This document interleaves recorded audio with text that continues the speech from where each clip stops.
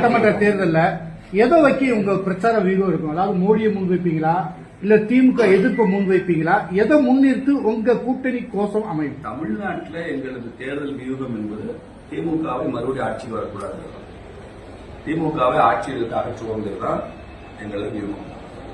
Every single vote against DMK will be consolidated. திமுக எதிரான எல்லா வாக்குகளையும் நாங்கள் ஒருங்கிணைக்க தவறுகிறோம், ஒருங்கிணைப்போம், வெற்றி பெறும். எங்க வியூகம் திமுக வரக்கூடாதுன்றதா. திமுக ஏன் வரக்கூடாது அப்படின்னா, திமுக வளர்ச்சிக்கு எதிரான கட்சி, திமுக மக்களுக்கு எதிரான கட்சி, திமுக ஊழல் கட்சி, திமுக இந்துக்களுக்கு எதிரான கட்சி, திமுக மத்திய அரசுக்கு எதிரான கட்சி. இப்படி ஒரு கட்சி தொடர்ந்து ஆட்சியில் இருக்கக்கூடாது. அது தமிழக நலன்களுக்கு மாத்திரமல்ல, ஒட்டுமொத்த இந்திய நலன்களுக்கும் அது ஆபத்து அப்படிங்கிறது தான் எங்களது பாயிண்ட். அதை மக்கள் ஏற்றுக்கொள்ள ஆரம்பிச்சுக்கிறாங்க, பெருமளவு ஏற்றுக்கொள்ள ஆரம்பிச்சு. திருப்பரங்குன்ற விவகாரத்தை முன்னிறுத்தி வச்சுதான் உங்க கோஷம் அமையுமா? மத்திய அரசு மாற்றம் செஞ்சு மசோதா தாக்கல் செஞ்சிருக்காங்க. என்ன பேர் மாற்றிருக்காங்க? கிராம் ஜி அப்படின்ற ஒரு புதுப்பெயர் மாற்றம் பண்ணிருக்காங்க. அது தேச தந்தைக்கு அவமதிக்கும் செயல் முதலமைச்சர் கண்டனம் தெரிவிச்சிருக்காங்க. இவங்க தேச தந்தை பேர்ல திமுக என்னென்ன பேர் வச்சிருக்காங்க?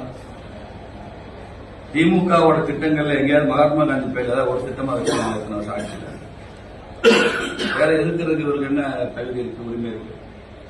தேச தந்தைன்னு பேசுறதுக்கு என்ன உரிமை இருக்கு? மகாத்மா காந்தி என்னெல்லாம் விமர்சனம் பண்ணாங்க? நரேந்திர மோடி அவர்கள் ஒரு கொள்கை வச்சிருக்காரு, தனது பெயர்லயே அவர் எந்த திட்டம் வச்சுக்கல தெரியுமா உங்களுக்கு?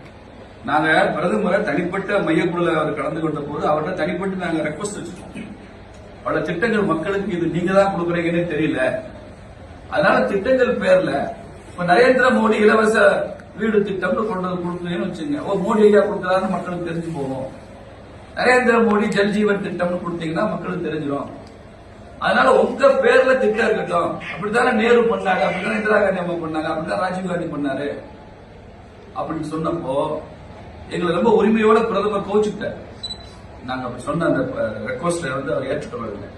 அப்படிலாம் இருக்கக்கூடாது. காங்கிரஸ் பண்ண அதே தப்ப நாம் பண்ணக்கூடாது. 2 wrongs don't make one thing right அப்படின்னாரு. 2 தவறுகள் அவர் செஞ்ச தவறு நாமளே செஞ்சா அது சரியாயிடாது அப்படின்னு அர்த்தம். 2 தவறுகள் ஒரு சரியை உருவாக்காதுன்னு சொன்னாங்க. மையக்குழு கூட்டத்தில் சொன்னார். அதனால அவர் விரும்பல. பிரதமர் வேலைவாய்ப்பு திட்டம் தான், பிரதமர் வீடு திட்டம், பிரதமர் குடிநீர் திட்டம் அப்படிதான் வச்சுக்கேன். பிரதமர் விவசாயிகள், அந்த பிரதமர் யாரோட இருக்கலாம் நாளைக்கு. ஆனால் பிரதமர் தான். நரேந்திர மோடி திட்டம் நரேந்திர மோடி திட்டம் எங்கேயுமே வைக்கல. இதுதான் இந்த தேசமே ஏதோ காங்கிரசுக்கு பட்டா போட்டு கொடுத்த மாதிரி இருக்கு. அப்படி பண்ணக்கூடாது.